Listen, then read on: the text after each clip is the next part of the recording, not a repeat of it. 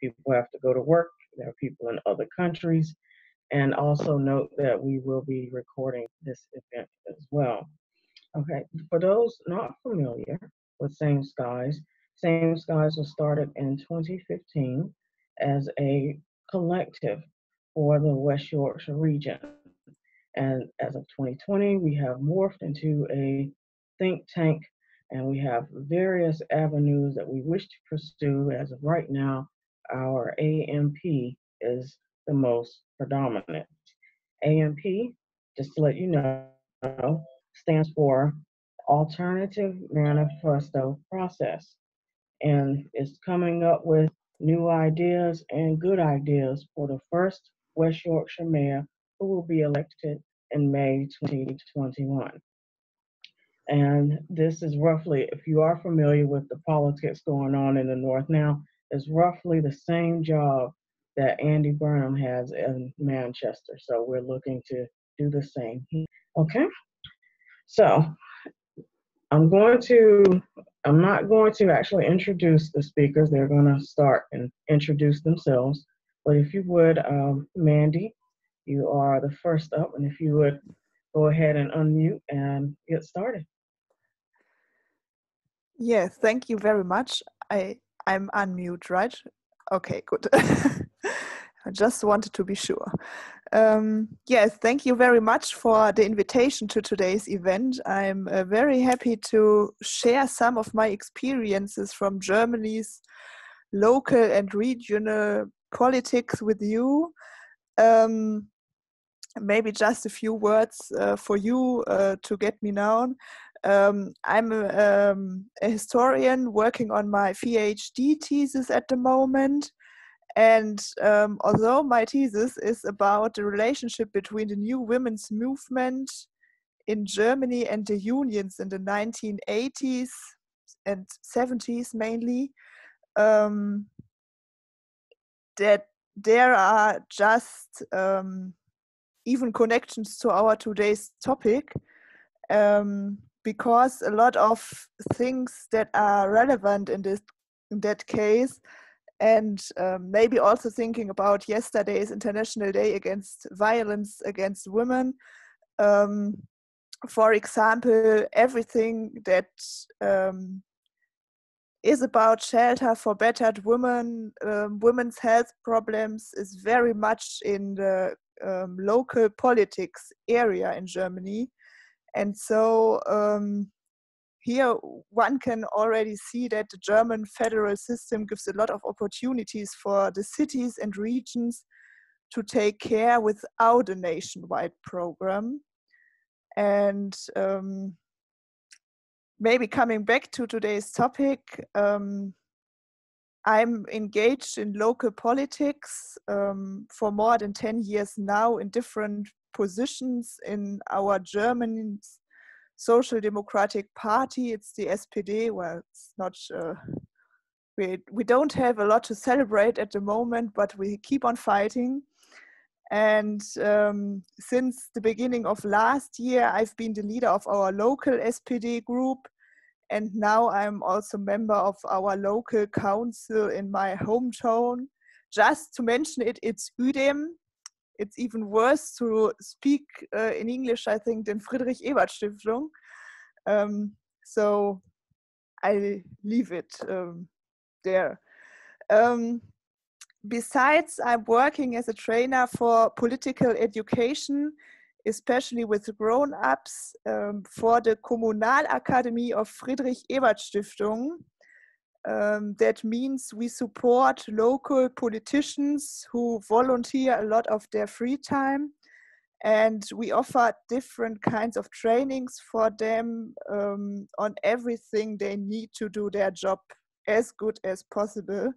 So basics on how the political system works, but also special skills that are needed, like presentation techniques, but also things about communication with the citizens, the use of new social media for the political work, and in some parts also some law questions of what is possible to do in that position. Maybe as much as that to me and the Kommunalakademie of Friedrich-Ebert-Stiftung. So that's the way I came here tonight, and to tell you what West Yorkshire maybe can learn from Germany's local and regional democracy. For the beginning, let me share my screen. Give me a moment. There it is. I think then it's a little bit easier to follow, because it's not that if you ever wanted to see how the German PowerPoint looks like, that's it. So let me maybe begin with a short overview over the Germans' political responsibilities. As you maybe know, we have 3 big layers: the German-wide so-called Bundesrepublik, the Landespolitik, and that differs in the 16 federal states we have, and the so-called Kommunalpolitik, the local politics that is divided between towns and districts. But I'll say more about that later. Every layer has its own responsibilities, and I think it's the easiest way to look at these different responsibilities between the federal republic and the Bundesländer. So we call them, it's like Bavaria, Saxonia, North Rhine-Westphalia in the beginning. So I brought some political tasks in this chart that have to be fulfilled in a state. I think it's not that much different than yours. You also have a police, you have universities, you have motorways, and as we in Germany know too, you also deal with foreign politics.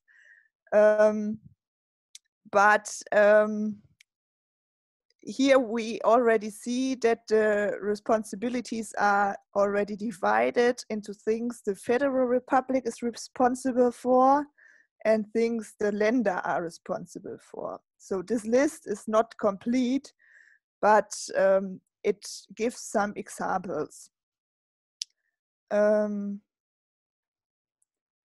So the federal things are the things that are dealt with in Berlin. I do not know how much about German politics is in your news, but that's everything coming from the German Bundestag and our Chancellor Angela Merkel and her ministers. And all these tasks have in common that there is a high interest to have the same rules in the whole country. Just imagine the mess if there are 16 different Bundesländer who have their own foreign politics, their own criminal laws, or different rules and ways to protect their borders. I think that would be very complicated. And so these are typical tasks of the Bund. And besides of this, there are some other tasks the Bund is, or the Bundesrepublik is responsible for example, the public assistance benefits or health insurances. And this should prevent the German Bundesländer to compete with each other.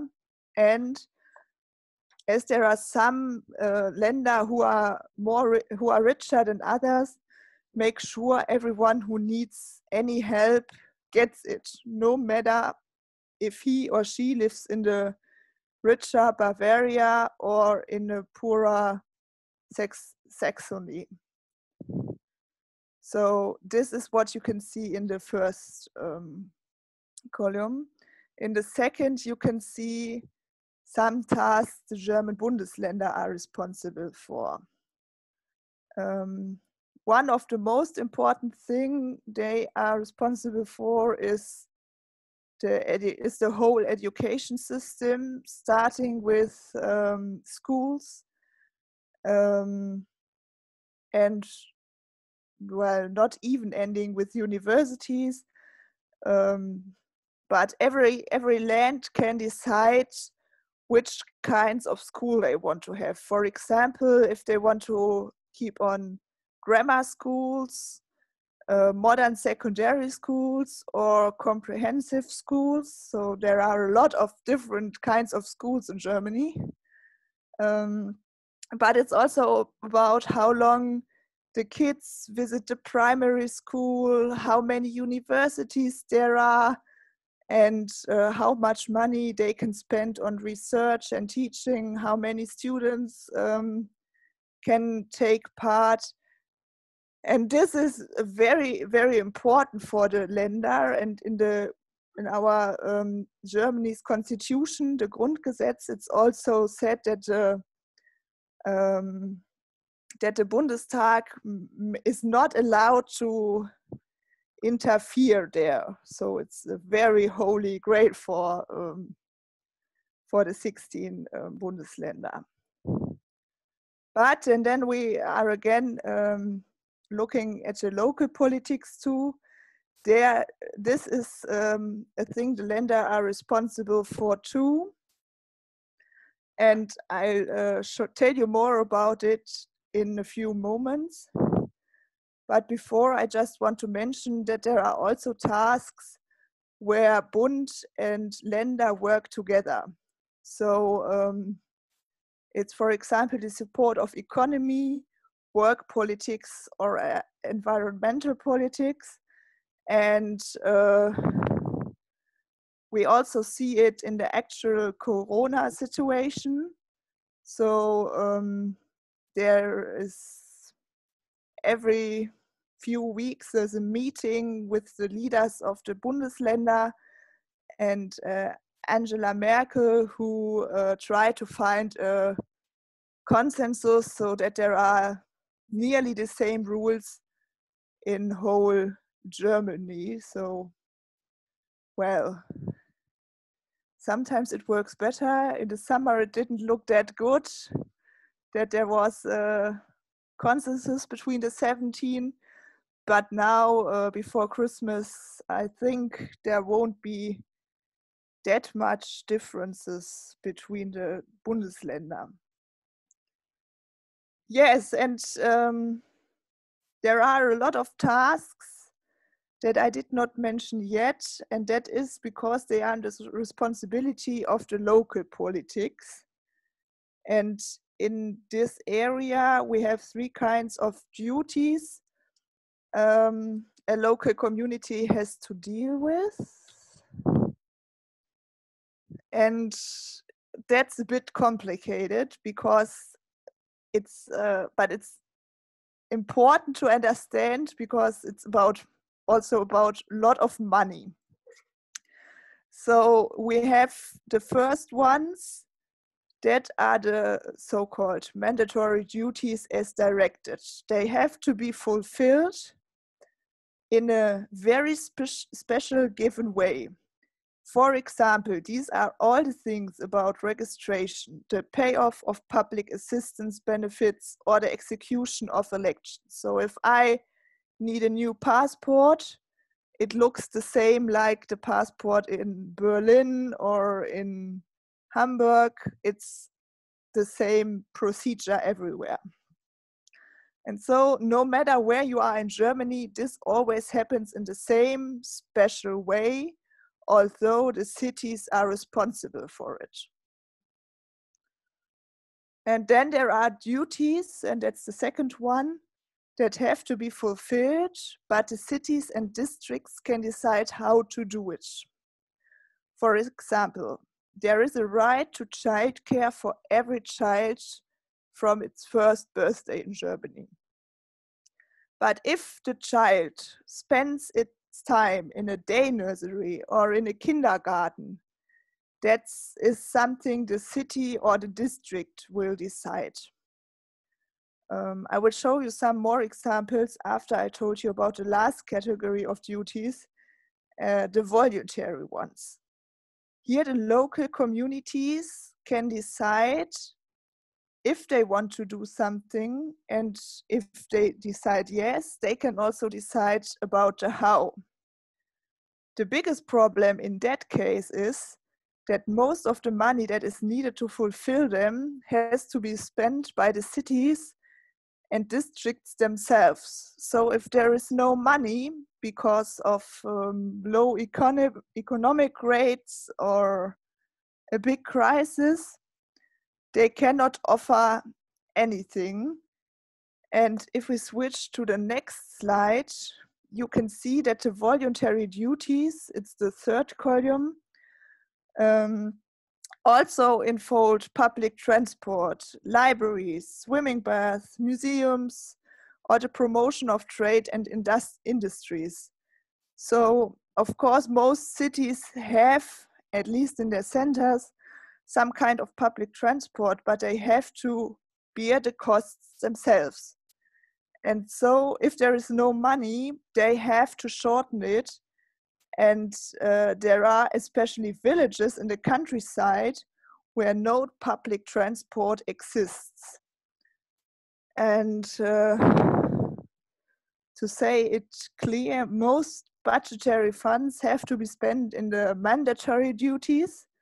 So for the voluntary duties, they are often described as everything that brings fun. There is no money left. And that is a problem because it makes the city less attractive and not attractive to new citizens, for young families, and they move to other cities or to the neighborhood. And so everyone in the city tries to keep as much of these voluntary duties as possible. If I talk about everyone who tries to keep them, then whom do I mean? We have three big players in our Germany's local politics, and the one I think that's same in some kinds in Britain too. The one who's most in public is the mayor. He or she is elected by the citizens for 4 to 5 years. It depends on the Bundesländer.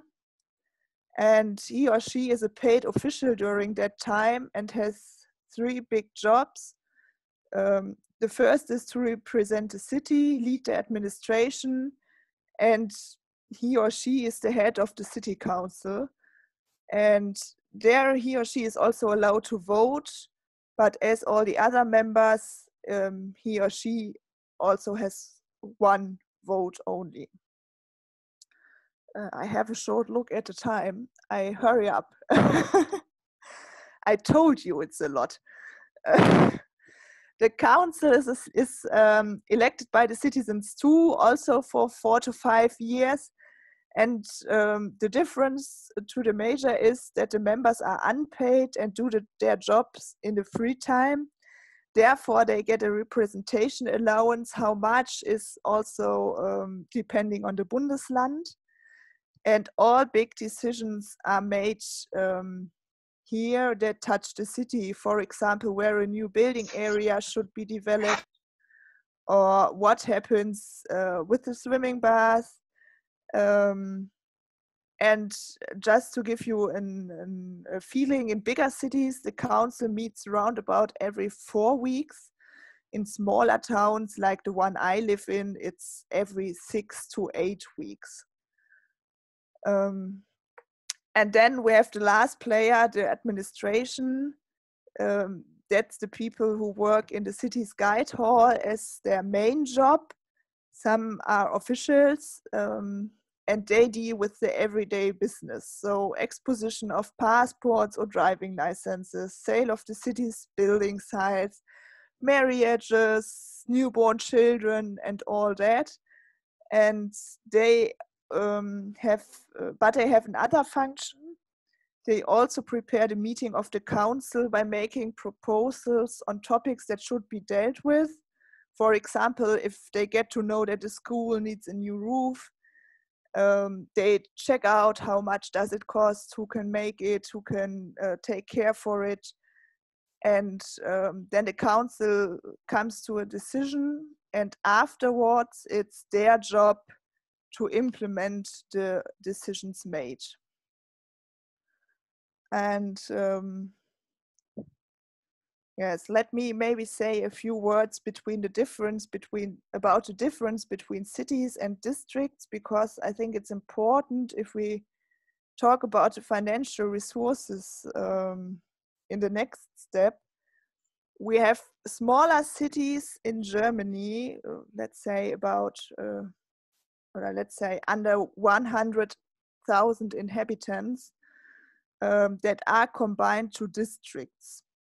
So they can delegate some of the responsibilities to the district, where it can be arranged for all of them together. For example, local police questions or childcare questions, because for most of the tasks, it does not make sense for every city to deal with, or it is cheaper to bundle the strengths. So cities in one district mostly share the same problems, and it is much easier to handle them together. For example, if there are not that many children, they can have a school together. So they say we only have, let me say, 30 children going to year 5. Then it wouldn't make sense to have 10 schools with 50 children, but it makes more sense because then they can offer a lot of more chances if they say we build one school and the district is responsible for it. I hope you can follow that. It's a bit complicated for people from the outside, I think. And then there are a lot of Germans who don't understand it as well. So you don't have to be afraid. But considering the time, I really hurry up. I just want to say something about the resources of German cities and districts. I think that's important for your situation too. So the main income of cities and towns is the trade tax that is paid by companies in the cities from their benefits. That's actually a big problem, as many companies or shops do not have any income or benefits due to Corona.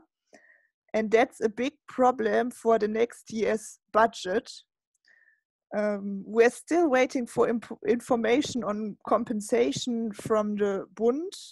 We heard it should come, but we're still waiting for it. And that's a really big problem, because in cities where the structural change is a big problem, there is very often no money left for libraries, for swimming pools, for youth centers, and that brings a lot of new developments, as there is no place where the young people can meet, so they hang on the street, and then there is there are new problems arising, and so well, it's for some cities really a big problem. The second most important income are the taxes paid by house and landowners, and these two, so the tax for the house and landowners and the trade tax, is defined by the city itself. But of course, there is a given guide value by the Bundesland. The last decision is made by the city, but of course they try to keep it on that given guide value, because if it is too cheap, the companies go to the next city where they can save their money. And so there is a equality in some way.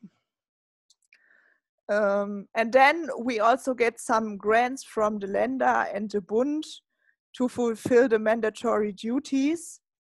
But sounds good, they are not covering the costs. So the cities still have to spend their own money in these tasks. And as I already said, if there is no money left, the cities first have to stop the voluntary tasks. The districts do not have any own income besides these grants, but they finance themselves by contributions from the cities and towns that belong to them. And they can also decide how high that is. So I really try to shorten it. Preparing this event, I was also asked to say something about how to influence local politics besides elections. And the first thing is always in a democracy is, of course, taking part in the local in the elections. And as this is only possible in a few years, one can also take part in a local party. There one has the chance to become a member of the local parliamentary group, as a member of the council, or we have some expert citizens here, so they work on special topics, but are not allowed to vote in the council. And these parties have the chance to bring the topics in the public and then later in the council too. Besides in a party organized way, one can also write a petition or take part in a referendum for a petition. This is a chance given, but it is not used every day. It's mainly used if the people do not have the feeling that the politics really takes care for their concerns after they have tried to talk with each other, written letters to the editor, used social media, organized some other form of public protest. And this petition for a referendum can even lead to a citizen's decision on local politics. But to be honest, in my surrounding, I can only remember 2 or 3 of them in the last 15 to 20 years in our district. So it's not a mean of daily use. And the last opportunity is taking part in local associations. They are very often very influential as they have a lot of members and are usually heard when decisions should be made that touch them. For example, if a city wants to build a new football area, they of course talk to the sports clubs and to hear them. Even if it doesn't look like that on the first sight, a lot of politics is also made off the record and by personal relationships. So there can also be a big influence through such organizations. For example, I really tried, but I can't remember any case when, for example, the fire brigade's wishes were not fulfilled by the politicians. And I really tried, but I could also find no example for any sports club that didn't get a new playground when they wanted to. So as you can see, the German political system is quite diverse. On the one hand, that is a chance because we have the opportunity to react on special local issues very easily. But on the other hand, it also leads to differences between the German Bundesländer and of course between the cities too. As the Bundesländer are responsible for the local politics, there are some differences in the period of elections, the opportunities for public participation, or between the unpaid council members and their rights. but one can say that the structure with cities, towns, and districts, to make it a bit easier, is the same in the whole Bundesrepublik.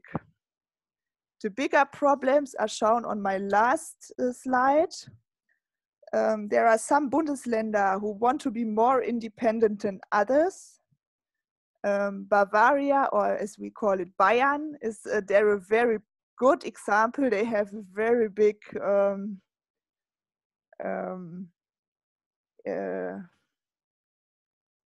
they really want to be very independent. That's for historical reasons. So it's very often a very hard discussion on how the Länder and the Bund work together. And of course, it is not only a question of power, but it's also a question of money. And there are big differences due to structural change, for example, or still the reunion of the former two German states that bring inequality. And we have some mechanisms that should lead to more equal chances in the whole Bundesrepublik.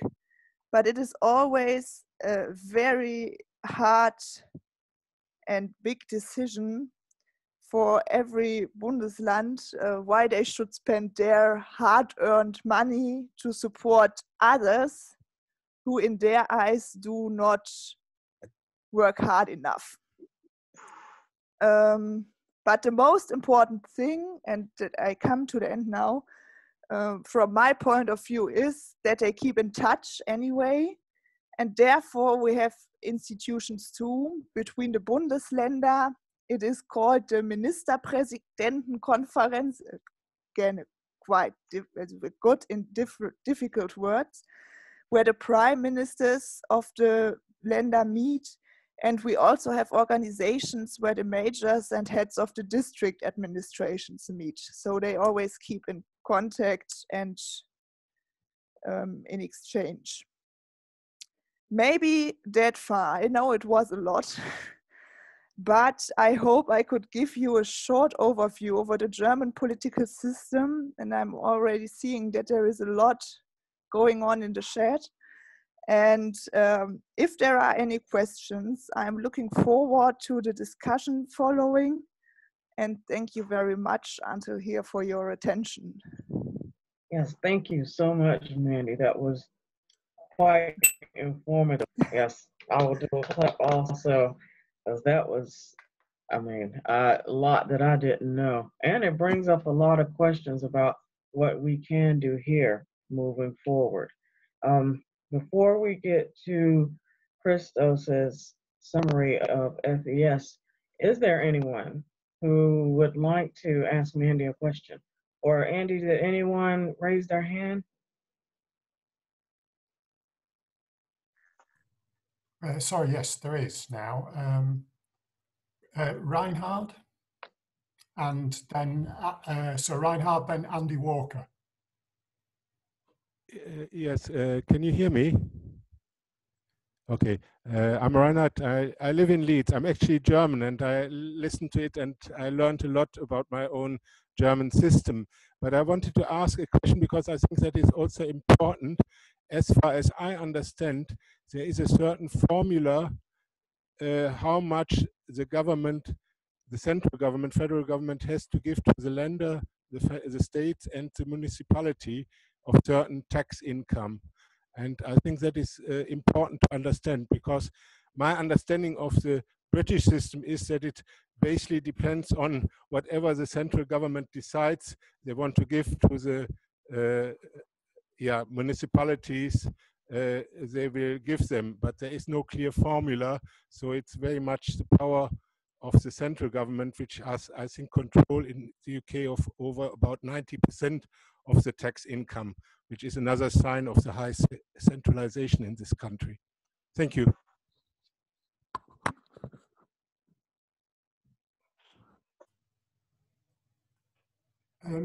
Mandy, could you just confirm that? Because that's a fantastically interesting point. Thank you, Reinhard. That, yes. Yes, it's like that. I didn't mention it in the input because I thought it would lead too far. because then we're dealing with the whole German taxation system.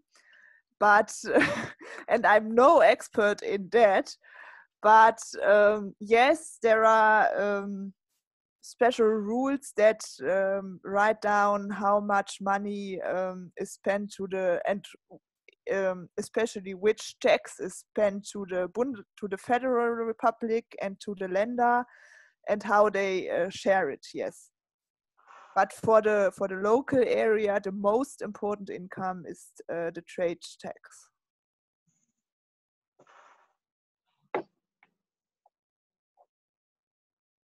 Yes, Andy, you can go ahead now. Thank you. Thank you. Really, that's really fascinating. So the principle is that the districts raise the tax.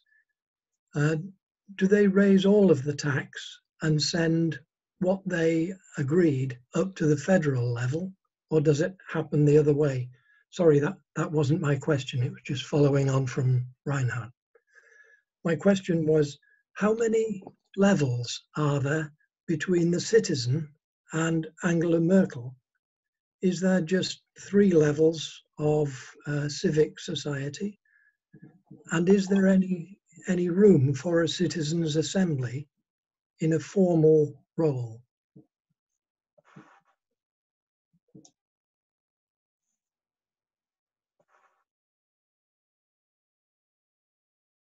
Give me a short moment.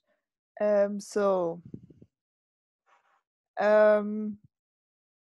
so most taxes are raised by the federal state and the Länder itself. Only the one I mentioned are raised by the local communities. So the trade tax and the house and landowner tax. So yes, we have those. Yes, it's difficult to describe it between layers between the citizen and Angela Merkel, because they are all working on parallel levels. So it's not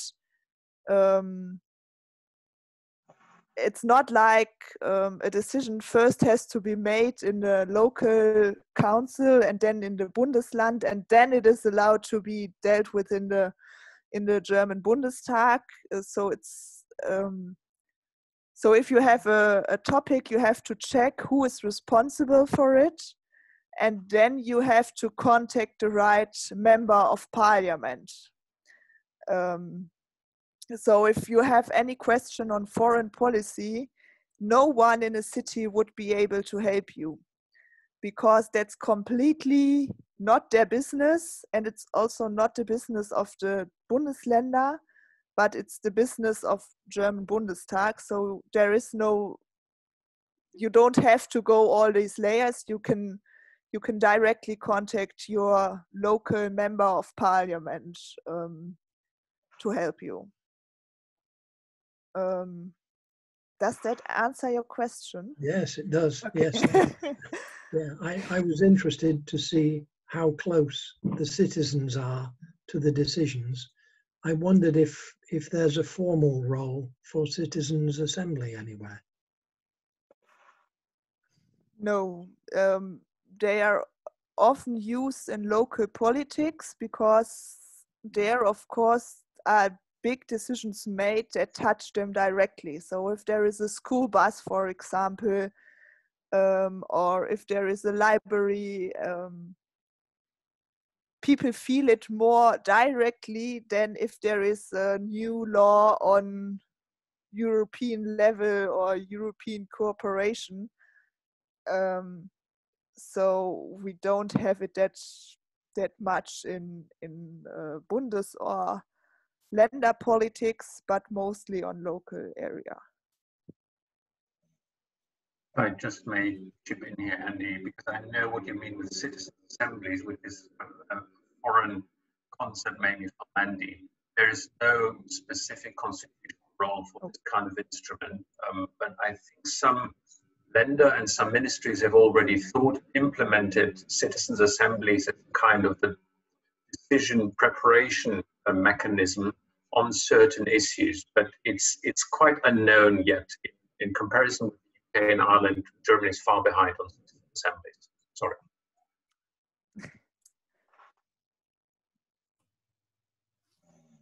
Does anyone else have any questions for Mandy?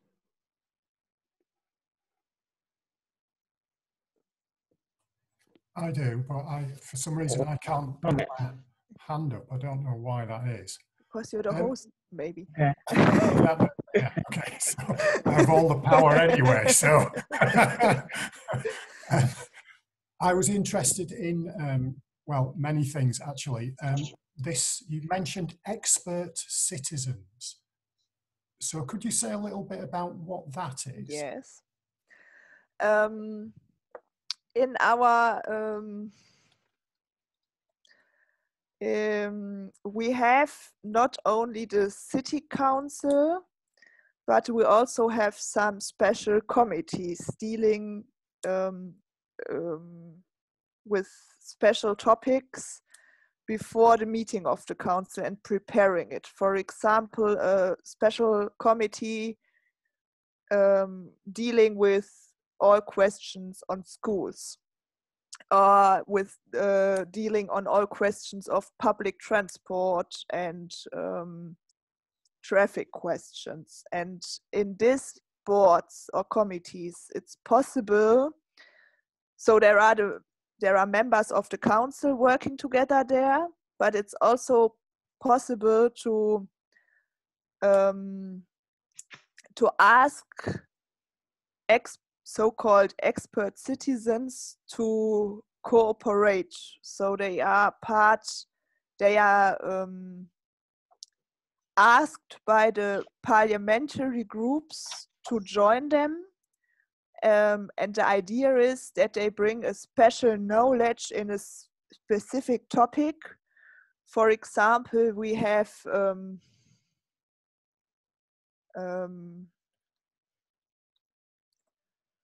a special committee dealing with all questions on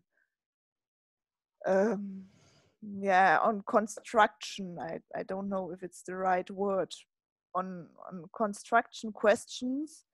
And in my parliamentary, or in my party, we have a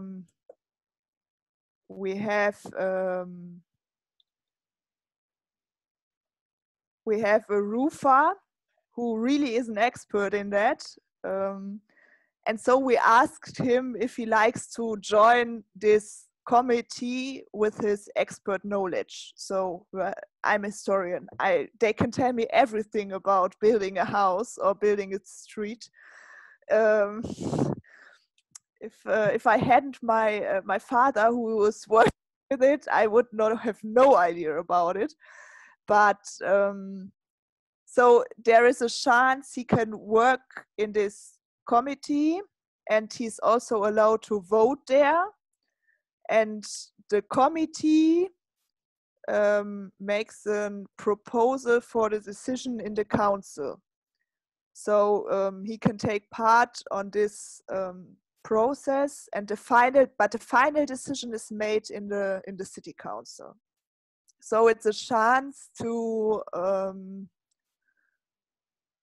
especially in bigger cities, to release the members of parliament on the one side, and on the other side you can give experts a chance to join without having all the responsibilities that a full member of the city council has. Was that clear? So, well, yes, but has prompted another question.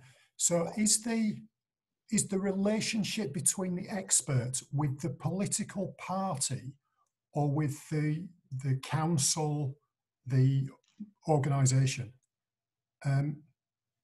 So is it the political party asks for advisors who are part of the same political party, or? They usually do, but they don't have to. So it can also be someone who's not a member of the party. That's the idea, well, in theory. in practice, I started my local political career as a member of the board for, what was it, culture. I really hadn't seen the city museum from the inside for a lot of years, but there someone was needed and it was my chance to get in. But of course, usually they try to find experts, and especially experts from the party, because they work close together and they also take part in the party meetings. And so you try to find someone you can trust, of course. All right, David, you are up, and then Neil, and then Christos, we will come to you.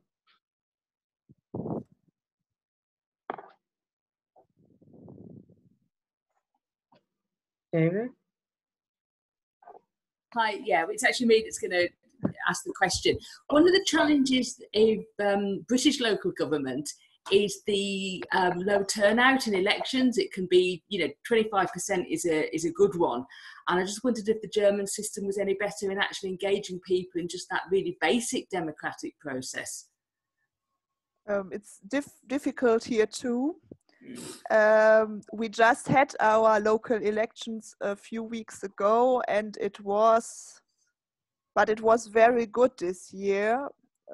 It was between 50 and 60%, differing between the cities, of course, and also differing between the election districts. But yes, it's a bit better. We're not happy with that too, but the interest is increasing.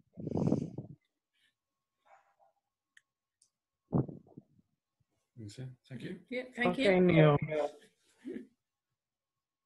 Thanks very much, and thank you, Mandy, for the presentation. I think my question is kind of looking at this idea of a kind of common sense of purpose that maybe Britain needs to start to work towards to address challenges at scale, but kind of from a local level. So I was just wondering if you could kind of speak to the sort of philosophy and the approach of governance in Germany between the regions and the national government, but also kind of between major cities within those regions and smaller towns and villages. And to kind of think about, in Britain, there's a lot of competitive governance where everyone's fighting for money. But what's the sort of approach in Germany as to how those relationships play out? And I've heard it's more kind of cooperative, but I just wonder if you could speak to those sorts of ideas. Yes, I hope I got it all. So, well, the basic idea or philosophy behind the political system is that there is a principle of subsidiarity. So everything that can be dealt on a lowest level with should be taken care of there. So the Bundestag would never get the idea to say, to tell the cities where they can have areas for new houses, because they say the idea is the people in the city know best where there is room and what is needed, so they should deal with it.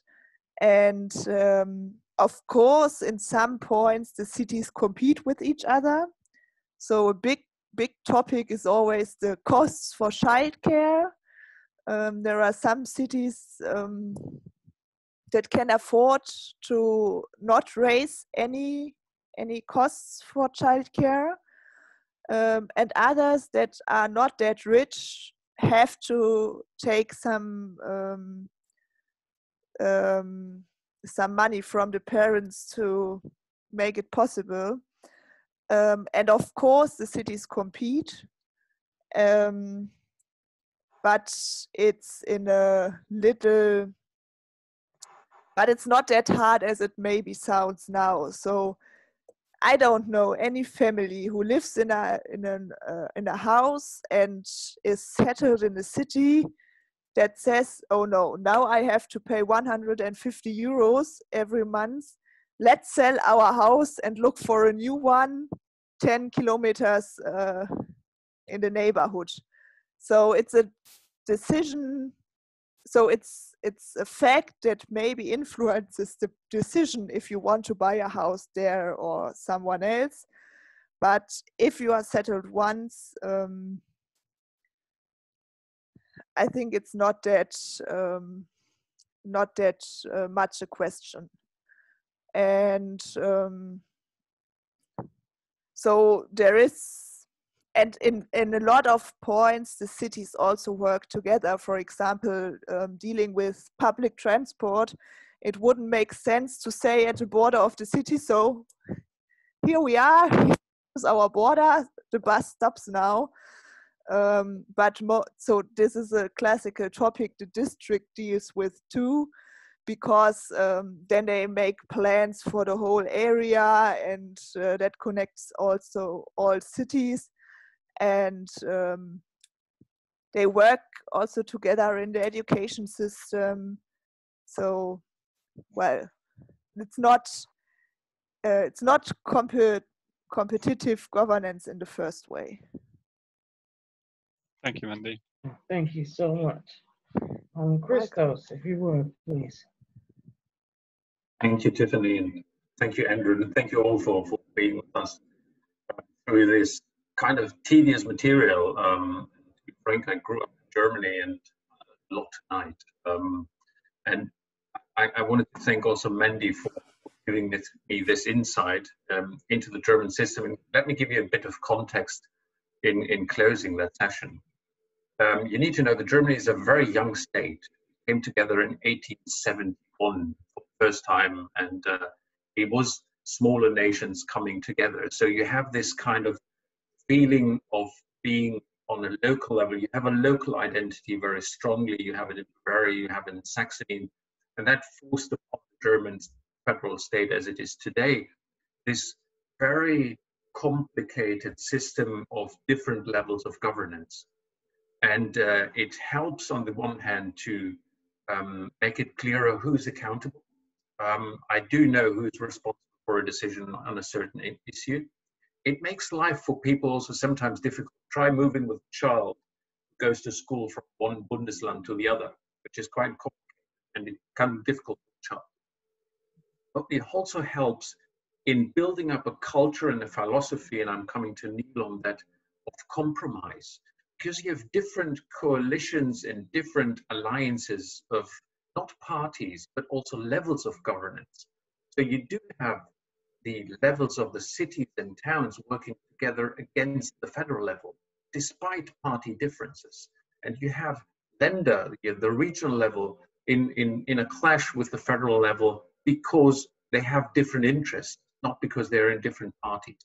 So it builds up a culture of compromise where you know you can't push everything through that you want. You need to find partners, and then you can come to a solution. And I think that is the most interesting and stark difference from my point of view, who I'm working now in the UK, between the British system and the German system. You always need to look for partners, and you know that one time you might lose, but the other time you might win. There is always kind of a loser's consent in these decisions.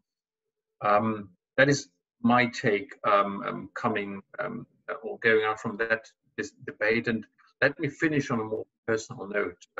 I'm trying to figure out if I can go to Germany over Christmas to visit my parents. And since I would need to travel through 3 regions, I had to look up 3 different regulations and on how travel is allowed or not.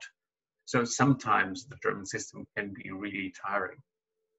And the second thing is the office of the Friedrich-Ebert-Stiftung, where the think tank of the German Social Democratic Party in Germany, state-funded, also something that is kind of different here, exists for more than 30 years. And today is the first event that we do with West Yorkshire.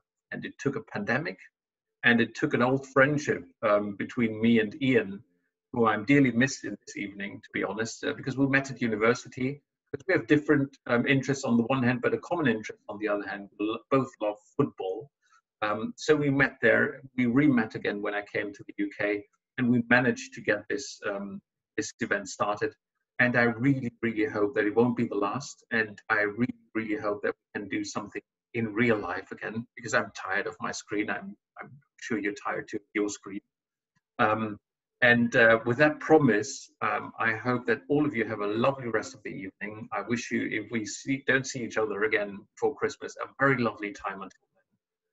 Be safe, stay healthy, take care of yourself, and thank you all very, very much. Well, thank you so much, Christoph, Mandy, all who contributed tonight. Thank you for your time. Greatly appreciate it. Please join us for our next event, the 7th of December, about West Yorkshire and hate crime, which I will be speaking out, as well as someone from the Racial Justice Network, and amongst other people about their experiences. So please spread the word and get that out as well. And thank you all for a great evening. This was very informative and brought up a lot of questions. And to be honest, Christos, I think we'll have something else to talk about later. You brought up, especially when you mentioned the identity and how important it was to local politics. And so West Yorkshire has one, and we'll get to that later though. But thank you all and have a great night. Thank you, everyone. Thank you, Tiffany. Thank you, Andrew. You're Cheers, welcome. folks. See you later.